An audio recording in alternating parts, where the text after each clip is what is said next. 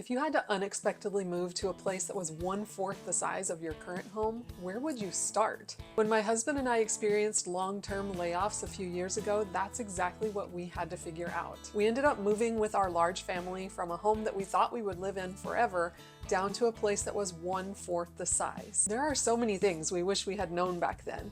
So whether you're downsizing for economic reasons, a change in your family situation, or you just want to live with less stuff, this downsizing video is for you. Hi, I'm Sheila, and after moving 10 times in 10 years, I am on a mission to make it easier for you to move and stay calm and organized in the process. Downsizing can be broken into two main parts. There's the part that you do in your current home before you move, and that includes decluttering, packing, and prepping.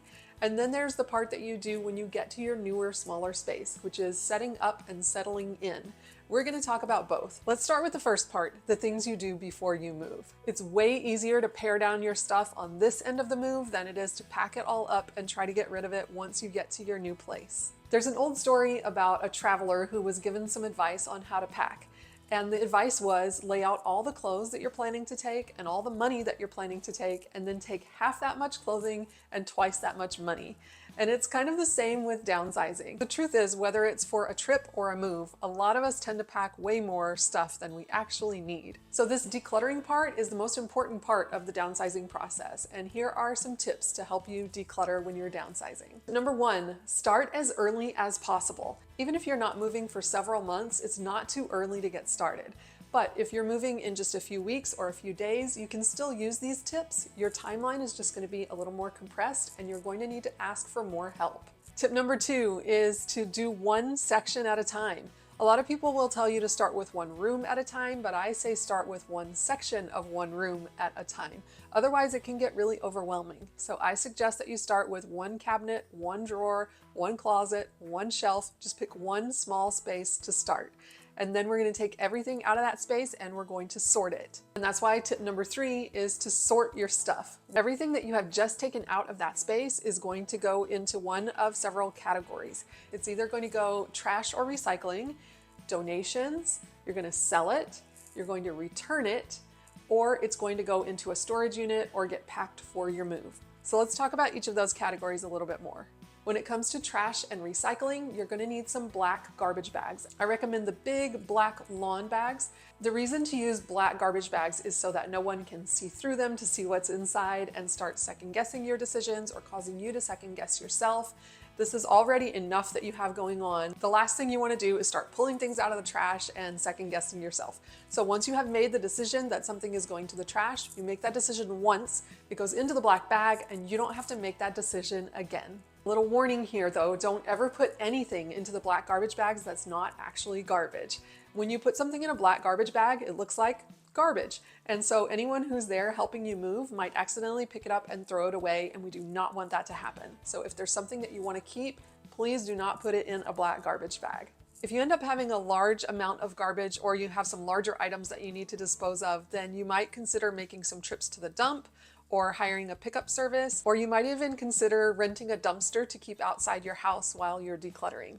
You can also see if your local area has any recycling services that will come and pick up and repurpose things that you were going to take to the dump. The next category is donations. And again, you have several options on how to handle your donations. You can take them to a thrift store or charity shop. You can arrange for a charity to come and pick them up from you, or you can give them away online. Just make sure that if you're donating to a charity, you check to see what their guidelines are. Some of them have very specific guidelines of what they will and won't take, and some of them have really specific hours of when they will and won't pick up. And then if you want to post things for free online, you can use places like Marketplace or Nextdoor or FreeCycle. If there's one that I missed, please leave it in the comments so that we can all learn together. But basically, there are lots of places that you can give things away for free, and people will be so grateful to have them.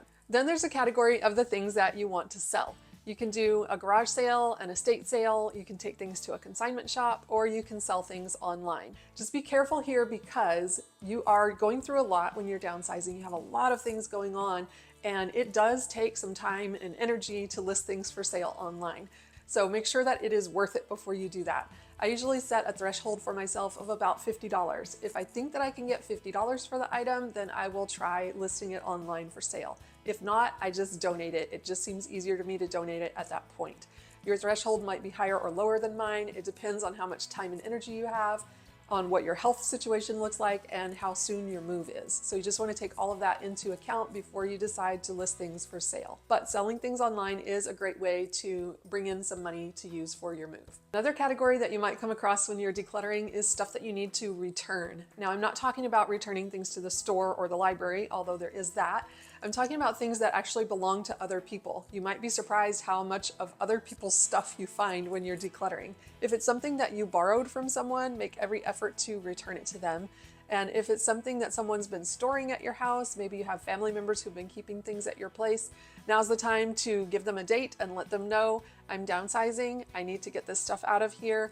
Please come pick it up by this date or I will have to donate it. So now after you've sorted through all of those piles, you've got your trash and recycling, your donations, things that you're going to sell, and the things that you're going to return.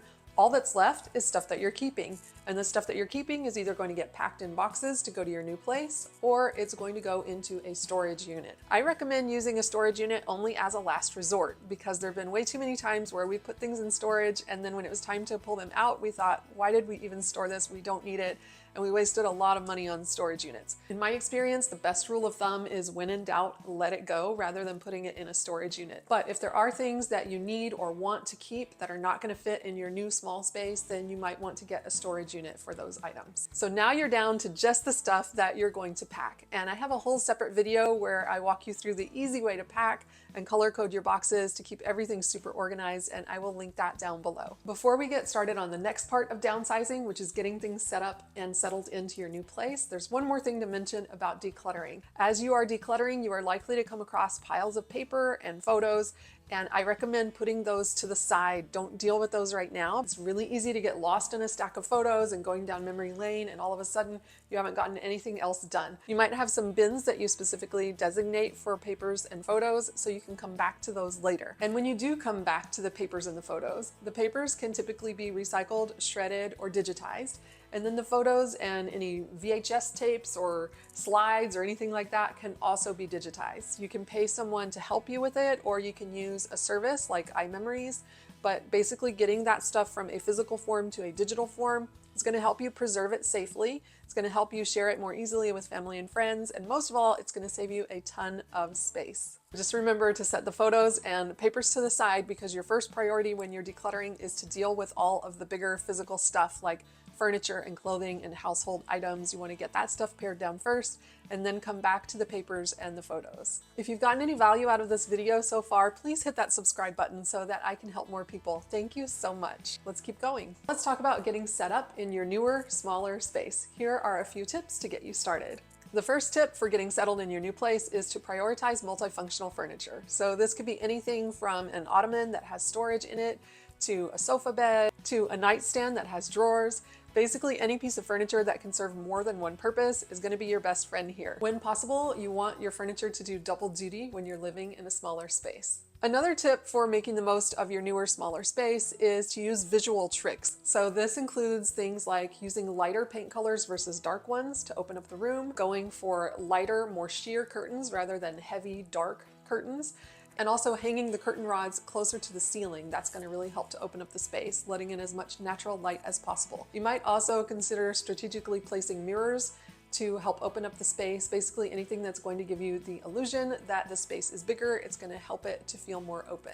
Another tip for making the most of your space when you're downsizing is to utilize vertical space. So I really like to look at any closet space and look at the shelf up above in the closet and see how much space is above it. You might be surprised how high up that goes. Sometimes you can fit a small bookcase in the top of a closet, or a little organizer, cube storage, or something like that. You can really maximize that vertical space in the top of a closet or above a cupboard or a cabinet.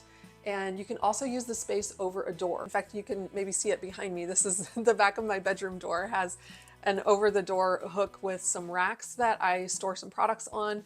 You could do that for inside your pantry door as well, or the bathroom. You can use towel hooks, you can use coat hooks, but the space behind a door is typically underutilized, and so that is a great way to maximize the space in your new place. And you can also use the space underneath the bed. You can buy little bins that slide in and out under the bed. There are risers that you can put a bed on to lift it up to give you more space underneath. You can use vacuum seal bags to maximize the space of things that you store under the bed, and you can even make your own vacuum seal bags.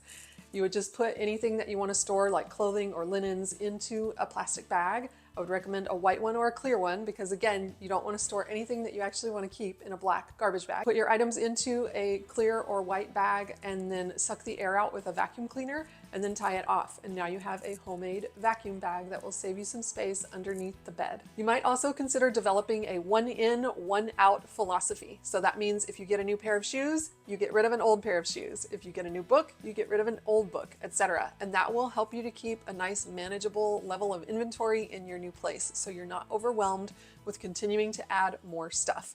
Because no matter how big or small the place, if you bring in more than you let go of, you're going to end up with the same clutter problem that you had before. Here are a few downsizing don'ts. Don't try to go it alone. The more stuff you have, the longer you've lived in your house, the more concerned you are about your health and your energy, the more help you need to ask for.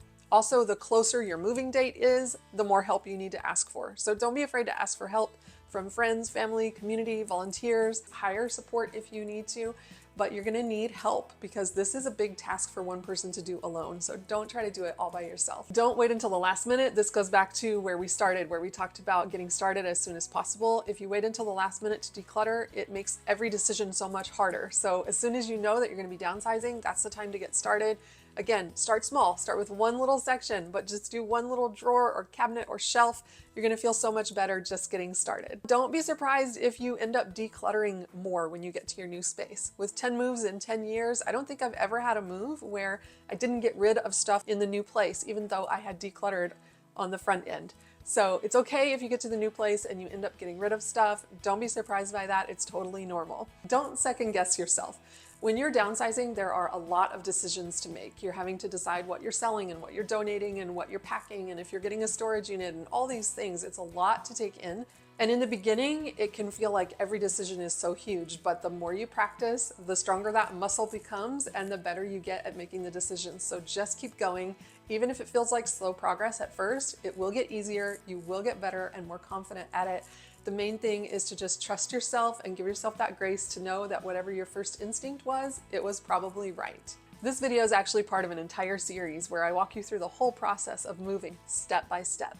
To see the rest of the videos in this series, just click the playlist on your screen. I'll meet you there.